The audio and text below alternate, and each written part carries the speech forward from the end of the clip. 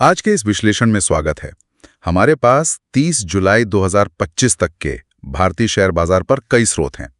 कुछ ताज़ा बाजार अपडेट्स, विश्लेषकों की रिपोर्ट्स और हाँ, आईपीओ जगत की भी हलचल है। बिल्कुल। हमारा काम है इन सब जानकारियों से खास बातें निकालना और समझना कि भाई बाजार में चल क्या रहा है। हाँ, एक तरह से नब्ज पकड़ने की कोशिश। तो चलिए शुरू करते हैं। सबसे पहले बाजार का हाल। आज लगातार दूसरे दिन बढ़त दिखी। हाँ, दिखी तो। सेंसेक्स करीब 144 अंक ऊपर 81,482 पर और निफ्टी 50 भी वो करीब 34 अंक चढ़कर 24,855 पर बंद हुआ। हाँ, और इसमें एल&टी का बड़ा योगदान था। उनके तिमाही नतीजे काफी शानदार रहे, तो शेयर लगभग 5% उछला। अच्छा। नेस्ले इंडिया में भी मजबूती थी, लेकिन जैसा आपने कहा ना, नब्ज समझना जरूरी है। और सच कहूं तो ये थोड़ी नाजुक लग रही है अभी भी। नाजुक मतलब ऊपर तो गए इंडेक्स, फिर नाजुक क्यों? देखिए, जो विदेशी संस्थागत निवेशक है FIIs, वो लगातार बेच रहे हैं।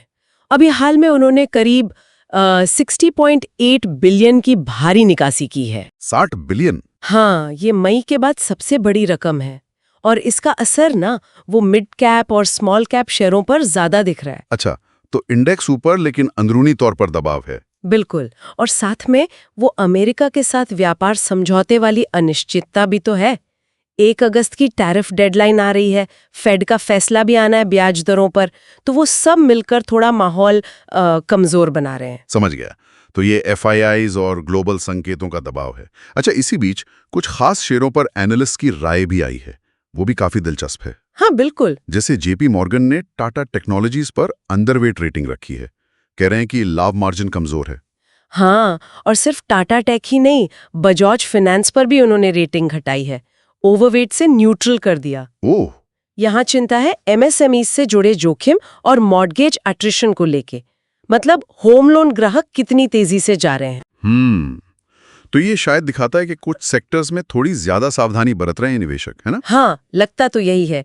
टेक्नोलॉजी, फाइनेंस, इनमें थोड़ी सतर्कता दिख रही है। लेकिन फिर इसी रिपोर्ट में JP मॉर्गन ने भारत इलेक्ट्रॉनिक्स मतलब BL उस पर ओवरवेट रेटिंग रखी है 490 रुपए के लक्ष्य के साथ। ये कैसे? हाँ, ये दिलचस्प है ना। BL के मामले में शायद उनकी मजबूत ऑर्डर बुक और मार्जिन बढ़ने की जो उम्मीदें हैं, हाँ। वो शायद घरेलू रक्षा और इंफ्रास्ट्रक्चर खर्च पर भरोसे को दिखाती हैं। ये सेक्टर वैश्विक चिंताओं से शायद थोड़े कम प्रभावित हों। अच्छा, तो डिफेंस और इंफ्रा पर बुलिश है। हाँ, और सिर्फ JP मॉर्गन ही नहीं, आनंद राठी जैसे दूसरे ब्रोकरेज भी हैं। वो मज़गांव डॉक, वास्कॉन इंजीनियर्स, थर्मेक्स जैसे शेयरों की सिफारिश कर रहे हैं। चॉइस ब्रोकिंग और प्रभुदास लीलाधर ने भी कुछ ब्रेकआउट स्टॉक्स बताए हैं, जैसे HFCL, RCF। तो मतलब तस्वीर काफी मिली जुली है। सही कहा। शेयरों से हटकर देखें तो IPO बाजार, वहां तो खूब गहमा गहमी है। हाँ, वो तो है। TSC इंडिया की आज NSE SME प्लेटफॉर्म पर लिस्टिंग हुई, ठीक ठाक प्रीमियम मिला। और वो लेंसकार्ट वाली खबर भी तो है। हाँ, वो सर्टिफिकेट वाली। हाँ। कि को-फाउंडर अपना BCom सर्टिफिकेट ही नहीं ढूंढ पा रहे हैं, है ना। अजीब बात, IPO ड्राफ्ट में। वो खबर तो खैर मजेदार है, लेकिन इसको अगर बड़े नजरिए से देखें तो ये भारत के IPO बाजार की एक बड़ी कहानी का छोटा सा हिस्सा है बस। कैसे? देखिए, 2025 की पहली छमाही में ही भारत ने IPO से $6.7 बिलियन जुटाए हैं। अमेरिका के बाद दुनिया में दूसरे नंबर पर। अरे वाह, 6.7 बिलियन। हाँ, ये बहुत बड़ी बात है और कतार अभी लंबी है। फोन पे, ग्रोव, मीशो जैसी बड़ी कंपनियां भी आने वाली हैं। ये भारत की ग्रोथ स्टोरी और घरेलू पूंजी बाजार की ताकत दिखाता है। तो फिर इसका मतलब ये हुआ कि एक तरफ तो L&T जैसे शेयरों के नतीजे, मजबूत IPO बाजार, ये सब घरेलू अर्थव्यवस्था में एक तरह का विश्वास दिखा रहे हैं। बिल्कुल, लेकिन दूसरी तरफ ये FIIs की बिकवाली, ग्लोबल टेंशंस, ये सब चिंता भी पैदा कर रहे हैं और एनालिस्ट्स की राय भी बटी हुई है। तो इसे कैसे समझें? आपने बिल्कुल सही पकड़ा। यहाँ साफ तौर पर एक खींचतान चल रही है। खींचतान? हाँ, एक तरफ घरेलू अर्थव्यवस्था की अपनी ताकत है, अच्छे कॉरपोरेट नतीजे हैं, IPO पाइपलाइन मजबूत है, DIIs का समर्थन है, और दूसरी तरफ बाहरी दुनिया के दबाव हैं। FIIs पैसा निकाल रहे हैं, ग्लोबल ट्रेड के मुद्दे हैं, ब्याज दरों की चिंता है।